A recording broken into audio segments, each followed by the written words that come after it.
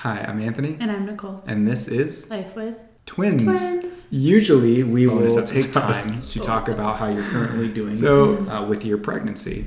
However, we recently attended a party and we had some really great feedback about our channel. And one of the things that people appreciate when we're doing this is a different perspective and how to approach somebody who's been going through a miscarriage, infertility, and the right things to say, at least from our perspective, her perspective. But what we decided to do this week is we wanted to take some time and talk to you guys about some things that people did for us that was really helpful, and that made you not only feel important, but made you kind of get through the hard times. Because there are a lot of people who go through this, and it's super awkward not knowing what to say to somebody who's had that miscarriage, who's having the infertility, especially those other people that are pregnant. And if you have a friend who isn't trying, like that's it can be really hard, a tough situation, right? So why don't we kind of talk about like things that worked for you, things that made you feel good that others did for you? I think just understanding that someone who's going through infertility is going through is difficult.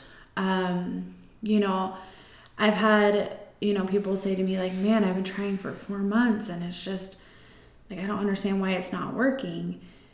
And yeah, 4 months when you're going through it feels like forever, especially if your first time you got pregnant, it happened right away.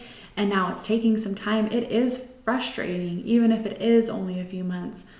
But imagine years of trying to go through it, and month after month it wears on you. It wears on you physically. It wears on you emotionally. Like people around you getting pregnant. It is so taxing. It is so time consuming to get pregnant. You just focus on it all the time. You're just like, okay, well, we start this day, so that means I need to start taking ovulation tests this day, and this means every other intercourse until this day, and then I can take a test this day, and that means we're going to avoid alcohol, we're going to avoid smoking, we're going to avoid unhealthy foods, and we're going to try, we never smoke, but anyways, you just try to cut out everything that could be potentially hazardous to sperm or ovulation, and it consumes you. And then you finally get to the point where you get to take a test and it's negative, or you don't even get to take the test because your period came first. And it is hard, and it is draining, and it puts a lot on you as a person and a marriage. And so I think just understanding that it is a difficult thing to have to go through, and it can be really hard to see other people get pregnant. And it's not because you're not happy for them.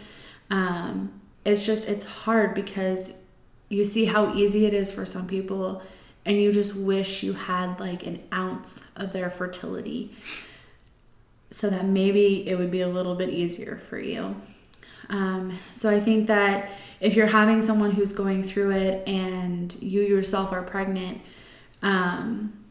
just kind of being light with it. What do you mean light? Like, I would say don't announce publicly on Facebook and let your friend find out that way. But just kind of, address it with them and be like... Before you announce it. And just have... That's like if it's a super close friend, right? Like if you know... Okay. Yeah, like if it's your close friend, I would just like reach out to them and be like, I found out that I'm pregnant. It's okay for it to hurt your feelings. It's okay for you to be sad. And I'm praying for you, and I'm praying for the situation that you're going through. And I pray that, you find something that will help you or whatever.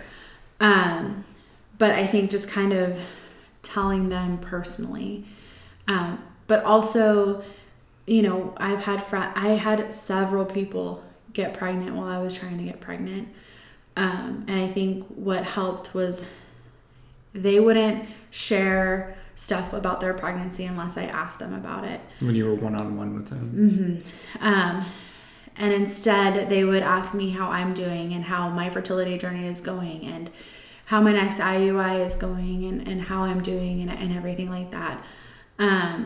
So I think it's important to show that you care, to be interested in what they're going through. Not everybody wants to share it. And so respect their privacy, but also know that you're like, present yourself to them, that you're there for them for whatever they may need. And then doing some research, figuring out what everything means, because, you know, for us, we know a lot about infertility, and we know a lot about follicles and all the medications and the process, but not everybody needs to know that. And so some people don't even know what a follicle means. And so just kind of doing your research on that. One thing that you had done for you that really made you feel really fantastic was a sunshine box. Mm-hmm. And that's maybe an idea that if you guys have a friend that's going through something or having a hard time, that really helped Nicole a ton when she was feeling down. Yeah, so I had a really good friend. I think she gave it to me when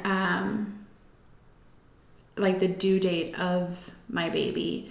So when I had my miscarriage, when it came around to the time of my due date, it was really hard and really sad, especially because I was really hoping that I'd be pregnant again by then, but I wasn't. And so she gave me a box of just yellow things to brighten up my day. And it was just, you know, yellow gum, yellow leggings, yellow scarf, yellow notebook. And she just dropped it off and gave it to me. And I think something like that, just I am thinking of you, and I think maybe this will help you just get through whatever you might be going through. And that's nice.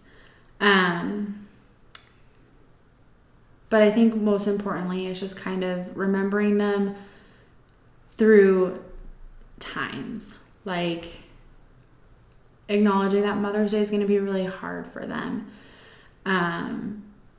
The holidays can be really hard because a lot of people announce that they're pregnant on the holidays. And so just recognizing that those are going to be difficult situations for your friend, and then reaching out to them and just letting them know that you're there for them and that you're continuing to think of them, and if there's anything that they need, that you're there for them. And offering yourself as a friend, but also knowing that they may not be up for hanging out or up to responding or, you know, anything like that. But I think most importantly, it's trying to avoid saying certain things. So what tend to make me feel sad was, you know, people telling me to just relax. People kind of like minimizing what I was going through, you know, and just saying like, it'll happen when it's supposed to happen. Or it's well-intentioned. It's just sometimes the words just don't click for you. So I think that's the main point of it. And so what are the right things to say as opposed to like the wrong things? Because, you know, that's just the main thing, is we want to be helpful. So what's the best thing? You know, like we've said before, is just like, I'm thinking about you. I'm praying for you. You know, is there anything that I can do to help? You know, sometimes people have one kid, but they're struggling to get pregnant with their second kid. So just offering like, can I, you know, watch your kid for you so you guys can go out on a date night, because it must be really hard for you guys going through this. And, you know, just things like that. We'll just say thank you guys so much for tuning in. Please make sure to like, share, and subscribe to this channel. Click that little bell icon for notifications of when our new videos come out. And until next time, we will see you later. Bye.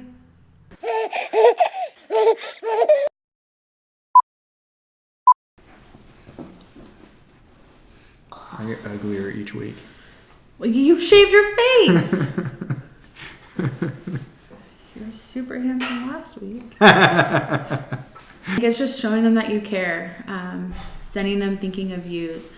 Especially...